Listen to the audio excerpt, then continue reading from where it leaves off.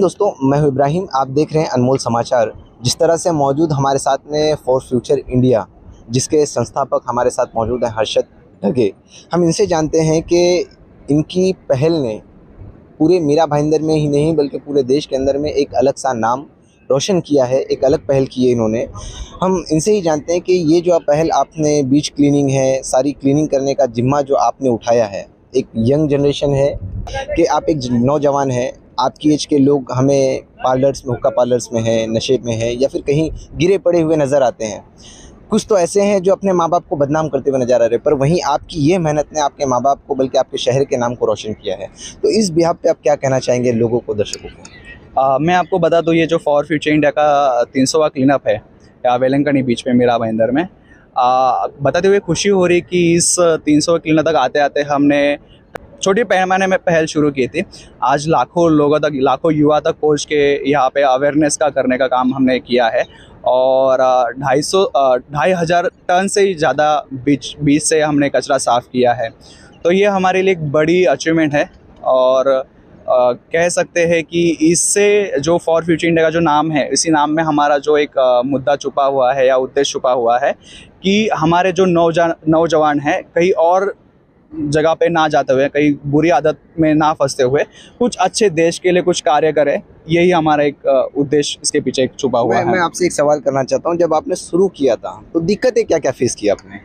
काफ़ी दिक्कतें आई थी। जब हमने स्टार्ट किया तो हम 10 ही लोग थे। यहाँ पे कोई कर्मचारी नहीं था, बीएमसी का या एमबीएमसी का कर्मचारी नहीं था कि जो हमें सपोर्ट करे कि हमने जो कचरा उठाया वो लेके जाए, ये नहीं था। ना कोई व्हीकल था। काफ़ी दिक्कत आई कि यहाँ पे जो कचरा था बहुत बड़े पैमाने में गंदगी थी। आपको यहाँ पे अभी जो पीछे साइड में बीज दिख रहा है, ऐसा नहीं था।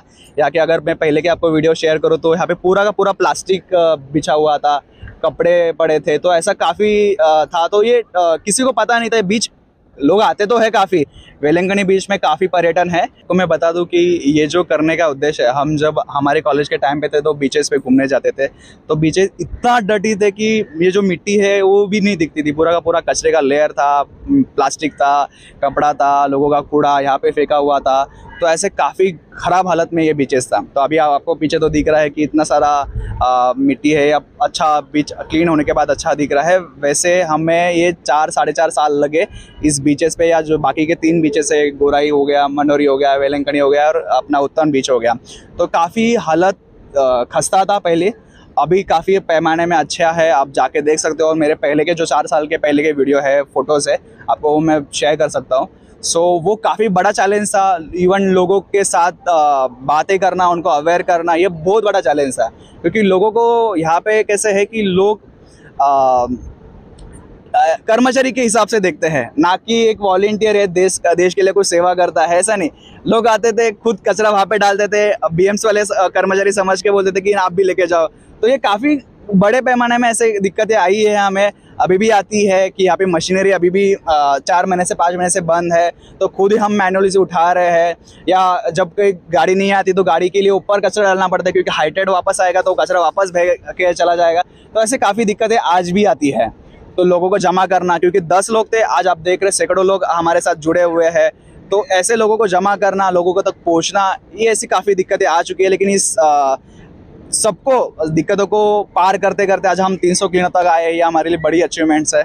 मैं आपसे एक सवाल करना चाहता हूँ कि जिस तरह से यहाँ से जितनी चीज़ें, जो डस्ट है, जितनी गंदगियाँ हैं, आप लोग जमा करते हैं, तो कितनी ऐसी चीज़ें जो उसमें सेल होती है जैसे हम बेच सकते हैं, तो वो आप लोग कुछ बेचते हो क्या? नहीं, ऐसा कुछ बेचते तो नहीं है। हम बीएमसी वर्कर्स को भी, एमबीएमसी वर्कर्स को भी काफ़ी मोटिवेट करते हैं कि आप ही यहाँ से जो कचरा है वो एक जगह पे जमा करो, क्योंकि डंपिंग ग्राउंड में पड़ने से अच्छा कहीं पे जाके सेल हो जाए और वापस से रीयूज़ हो जाए। क्योंकि भंगार वाला जो कबाड़ी वाला है वो ज़्यादा उसका प्राइस भी देगा और आप इवन वो अच्छे से चला जाएगा। क्योंकि आपको सबको पता है कि उत्तन की कितनी ख़राब हालत है। उत्तन में 500 टन कचरा दिन का आता है, उसमें से 3 से 4% कचरा सिर्फ सेग्रीगेट होता है और उसके ऊपर प्रक्रिया की जाती है। अदरवाइज़ पूरा का पूरा कचरा डंपिंग में पड़ा है। तो हमारे यही लोगों से अपील है कि आपका जो कचरा है, कूड़ा है, सेग्रीगेट करिए, उसको अच्छे से इस्तेमाल करिए।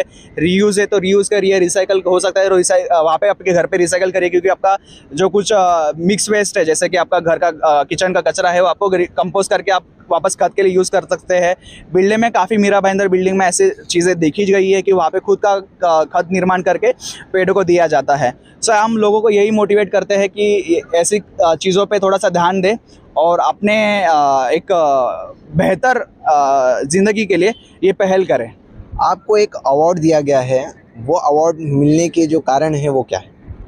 वो अवार्ड है लास्ट 1 जुलाई 2024 को हमारा 3-4 दिन पहले ही एक ऐसा earth day hero cleanup global award हमें मिला है, जो कि 30 से 40 कंट्री में से 8 लोगों को मिला था। तो इंडिया में से 2 जन को मिला है, एक दिल्ली में मिला है, एक मुंबई में मिला है।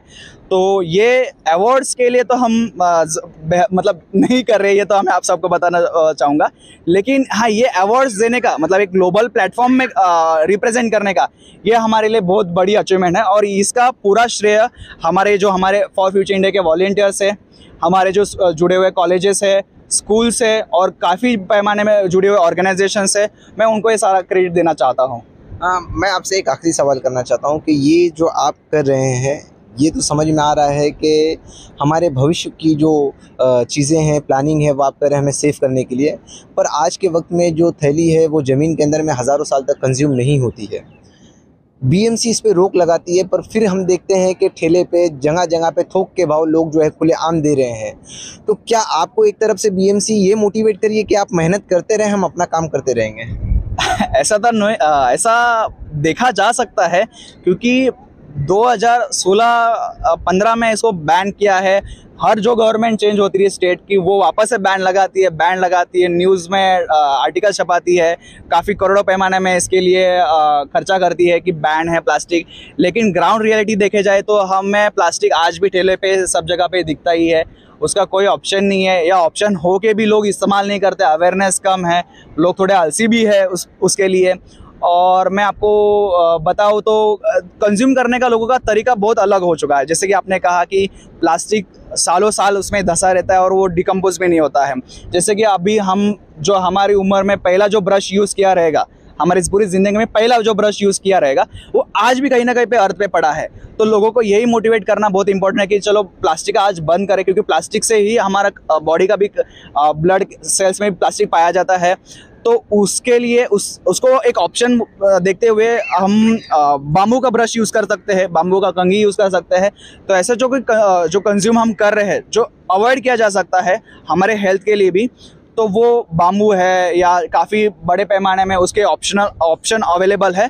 तो उसको इस्तेमाल करने के लिए हम काफ़ी लोगों को अवेयर करते हैं। इवन बीएमसी को भी एमबीएमसी को भी हम इसके लिए काफ़ी फॉलोअप करते हैं कि यहाँ पे प्लास्टिक है, यहाँ पे आपको कार्रवाई करनी चाहिए, यहाँ पे बड़े पैमाने में प्लास्टिक आ रहा है। लेकिन कई जगह पे वो करते हैं, कई जगह पे अवॉइड करते हैं। सो ये देखा गया है।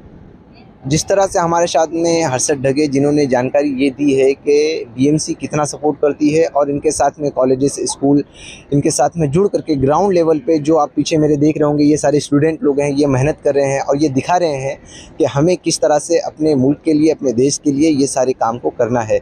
क्योंकि भविष्य अब हमारा इन लोगों के ही हाथ में है। सरकार के हाथ में देंगे तो हमें सिर्फ और सिर्फ भ्रष्टाचार देखने मिलेगा, सरकार के हाथ में देंगे तो वही प्लास्टिक हमें देखने मिलेगी, जिससे जो हमारे बर्बादी का कारण बनेगा। दोस्तों, आप लोगों की राय फॉर फ्यूचर इंडिया के जो संस्थापक हैं उन पे क्या है, कमेंट करके ज़रूर बताएं। वीडियो अच्छा लगा तो उसे दूर तक पहुँचाएँ। मैं हूँ इब्राहिम। जय हिंद, जय महाराष्ट्र।